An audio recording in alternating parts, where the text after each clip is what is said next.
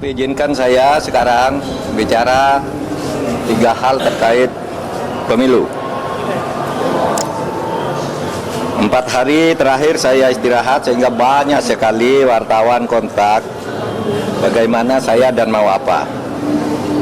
Saudara, ini saya mau apa? Apapun hasil dari Pilpres ini, saya akan terus berjuang untuk demokrasi dan keadilan. Jalan perjuangan untuk demokrasi dan keadilan bukan hanya pemilu. Pemilu hanya salah satu ekspresi demokrasi. Saya pernah tak di jabatan apapun pada tahun 2014 sampai 2016, tetapi tetap produktif berjuang dalam demokrasi dan penegakan hukum. Gerakan civil society dan kampus-kampus adalah sumber gerakan demokrasi dan perubahan dari otoritarianisme menuju demokrasi. Sejarah mengajarkan bahwa jika demokrasi disumbat, maka demokrasi akan selalu membuka jalan sendiri. Ini sejarah kita maupun sejarah dunia. Yang kedua, saya bicara tentang 2 hoax, yaitu tentang pemilu curang. Saya memang pernah mengatakan bahwa setiap pemilu, pihak yang kalah selalu menuduh yang menang itu curang. Saya katakan itu pada beberapa kesempatan, yaitu saat KPU periode Hasyim Asy'ari dibentuk. Datang ke tempat saya diberitahu bahwa awas, nanti ada gugatan bahwa pemilu ini curang. Begitu juga saya pidato itu secara terbuka saat pembentukan TV pemilu di Trans TV pada awal tahun 2023. Jadi saya katakan bahwa setiap pemilu yang kalah itu selalu menuduh curang. Itu sudah saya katakan di awal 2023, tepatnya sebelum tahapan pemilu dimulai. Tapi jangan diartikan bahwa penggugat selalu kalah, sebab memang sering terjadi kecurangan terbukti itu secara sah dan meyakinkan.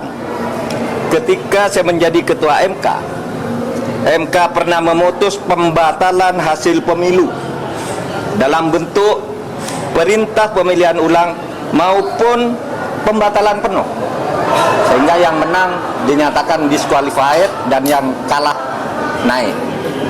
Jadi bisa pemilu ulang, bisa. Misalnya saya sebut contohnya hasil pemilu kada Jawa Timur tahun 2008 saat Khofif dinyatakan kalah dari Soekarwo, kita batalkan hasilnya dan diulang. 2 hasil pilkada Bengkulu Selatan, yang menang didiskualifikasi, yang di bawahnya langsung naik. 3 hasil pilkada Kota Waringin Barat sama dengan Bengkulu Selatan, dan banyak lagi kasus di mana ada pemilihan ulang, terpisah, daerah tertentu, desa tertentu dan sebagainya. Nah, harus diingat bahwa untuk pertama kali istilah pelanggaran terstruktur, sistematis dan masif itu muncul sebagai vonis pengadilan di Indonesia tahun 2008 ketika MK memutus sengketa pilgub antara Khofifah dan Soekarwo. Saya waktu itu hakimnya, dan setelah menjadi dasar vonis-vonis lain untuk selanjutnya masuk secara resmi di dalam hukum pemilu kita. Jadi ini sudah menjadi jurisprudensi dan juga menjadi aturan di undang-undang, di peraturan KPU, di peraturan Bawaslu itu ada. Gitu. Pelanggaran terstruktur, sistematis dan masif itu. Jadi ini bukan hanya jurisprudensi sekali lagi, tetapi juga termasuk di dalam peraturan perundang-undangan, dan buktinya banyak pemilu itu dibatalkan, didiskualifikasi, ya. Saya nangani ratusan kasus tentang ini, banyak. Ada yang diulang beberapa ini, ada yang dihitung ulang dan sebagainya. Tergantung hakimnya punya bukti atau tidak, atau kalau sudah punya bukti, menerima bukti apa berani apa tidak. Berikutnya hoax. lagi tentang hubungan saya dan Ganjar. Ada viral di medsos bahwa saya tak kompak dan diisolasi dari Ganjar dan PDIP karena pada hari Rabu tanggal 14 Februari saya bilang sudah 4 hari saya tidak bertemu atau berkomunikasi dengan Ganjar. Padahal waktu itu ketika ditanya oleh wartawan Rabu pagi itu, kapan Pak terakhir ketemu Pak Ganjar? Saya bilang sudah 4 hari saya tidak berkomunikasi, tidak kontak. Kenapa? Karena sejak kampanye terakhir tanggal 10 Februari di Solo dan di Semarang, saya langsung umroh.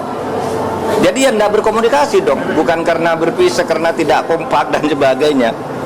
Dan tanggal 13 baru pulang dan langsung ke Jogja. Kapan ketemunya? Untuk mencoblos. Jadi 4 hari tak ketemu itu karena umroh.